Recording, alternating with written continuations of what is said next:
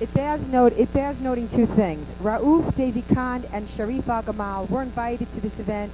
They could have named the format any way, any shape or form. They refused to come. That's the first thing. And the second thing is, the first imam is gone, the second imam is gone, they've raised no money. Don't think that we're not making a difference. We're making it very, very hard for them. That's not an accident. I'm sorry, we're running out of time, so the rest of the speakers we have to keep short, but I want to get everybody in. I'd like you to hear from Joyce Boland, who's lost her son, Vince, and have her feelings shared with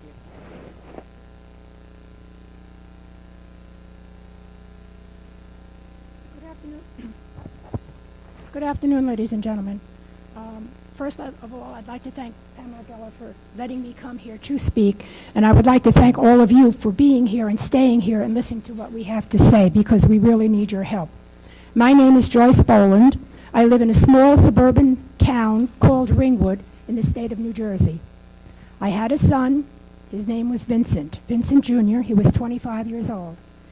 He got his Bachelor of Arts in Business from NYU. He got his master's from Stanford University in Learning Technology. He loved New York City. He got his master's in May of 2001. In July of 2001, he got a job with Marsh & McLellan on the 97th floor of Tower 1. His office was right in the front. The pathway of the plane was directly where his office was. Now, you saw that film. I'm sure he didn't know it was a plane coming into the building, but you can just imagine the roar and the sound that the people that were working there heard. They must have been petrified. I can only hope that they were killed instantaneously, that they didn't feel anything. I am one of the lucky families, if you can call me that. I did get some remains of my son. My mortician was given 3 small brown manila envelopes that he would not let me touch them, he would not let me hold them. To this day, I'm sorry that I didn't make him do that. One envelope had a little bit of muscle, one envelope had a little bit of skin, and the other envelope had a piece of bone from his scapular.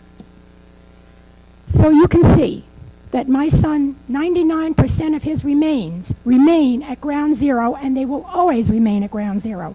100% of his essence remains there. All of his hopes, his dreams, his goals are at ground zero, and they will always be there. This is a very special place to me. It's his final resting place. It is a place that deserves respect.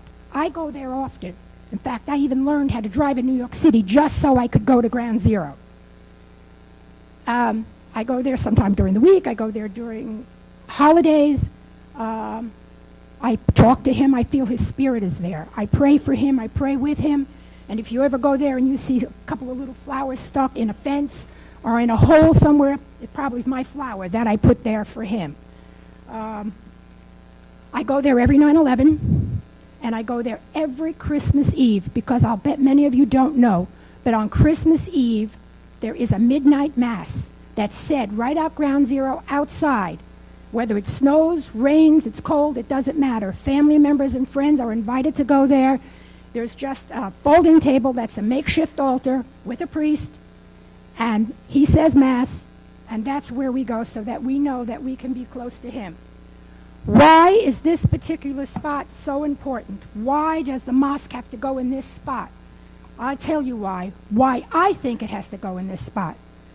Why they think it has to go in this spot, because yes, it is symbolic. It's symbolic. If they put this mosque up at the feet of ground zero, it overshadows ground zero. And to me it's saying, we came, we conquered, and we prevailed. And you will always remember this, for your grave will forever be in my shadow, you ungrateful infidels. Yes, my son was an infidel because he was tolerant, he liked freedom of choice, he was hardworking, he got an education, and he believed in the free and American enterprise. I know that they're not calling this a mosque, what they want to put up. I know that they're calling it a cultural center. They're calling it Park 51. They're calling it an educational place. They want to put it up, and they're saying that they want to make friends with us. They want to teach us all about them. Well, if you want to make friends and you want to teach me about you, then you are going about it the wrong way.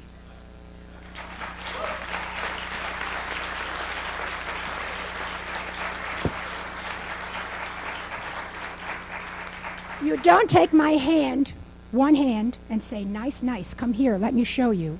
And you take the other hand that still has open cuts and wounds in it and pour in vinegar and salt and spit on it. Because they're putting that mosque up is like spitting on the grave of my son in where they want to put it.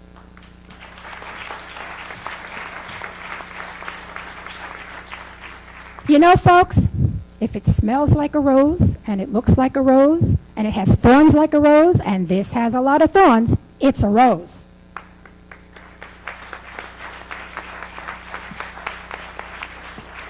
There's also a couple of other things I'd like to know about this mosque. I'd like to know where the money is coming from. Where is the funding coming for this mosque? Is it clean money?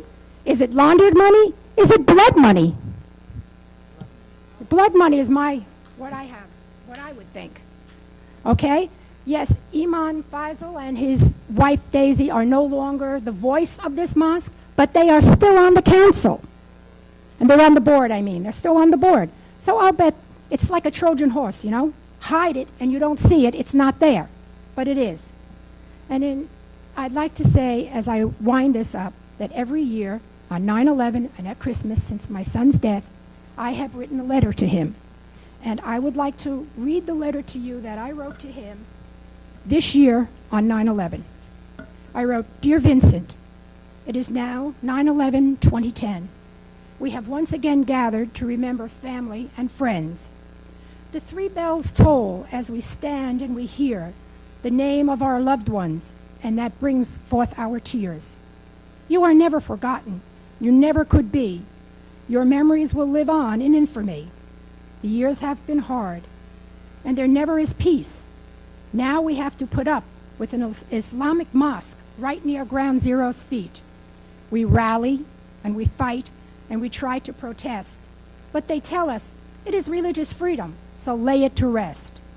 The powers to be are so mixed up right now between money and political correctness, they expect us to bow. My heart and my head will never accept this insult, I am sure. And I will fight with my last breath to overturn this mandate. Of that you can be sure. For if we don't wake up to what is really going on all around us today, my grandchildren and everyone else's will pay the price in a terrible way. The radicals will win, Sharia law will prevail, and our loved one's death will have been to no avail. So, ladies and gentlemen, may God bless us all and wake us up before it's too late. And if there is anything that any of you can do to help to stop the building of this mosque near Ground Zero, I would truly appreciate it. For I would like some respect for the spirit of the soul of my son. Thank you all very much.